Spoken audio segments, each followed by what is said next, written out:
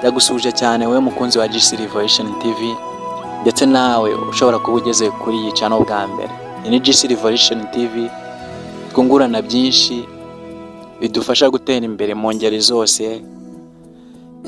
Karibu mu kiganiro cy'uyu munsi. Turaganira ku nama zigera kuri 5 zishobora kudufasha gutera imbere, ava ku rwego rumwe ukagera ku rundi. Cyo nkwisabira kurikirana wowe ntugere na kamwe kagucika kuva ku ntangiriro z'iyi video kugera ku musozo.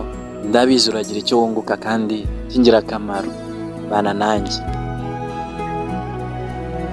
Mu buzima burya nubabazwa n'inshuti uzabyandike ku musenyi, aho umuyaga uzaza ukabihubuka bisiba. Naho nugirirwa neza uzabyandike ku rutare aho bitazasibangana. Iki ni ikintu ugomba kumenya neza, burya urukundo ni umugisha udahubukirwa. Ntugahubukire guhita ukunda, ahubwo uzagende gahoro ugere iyo ujyaho kugira ngo uzihute uyobe. Mu buzima burya ntuzigere uta umwanya ku muntu utakwitayeho, ahubwo uzafata igihe cyawe wite ku wirengagiza abandi ku bwawe.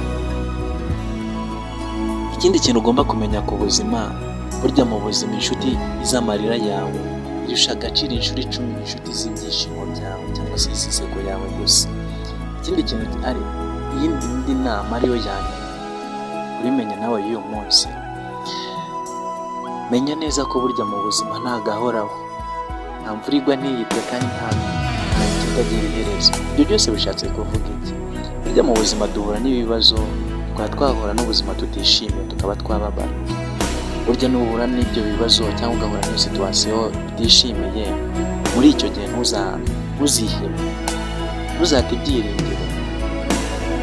Burya ubuzima ni nk'igitabo, paje imwe ishobora kuba yabibabaje, ariko haracyari izindi paje ziriho ibyishimo.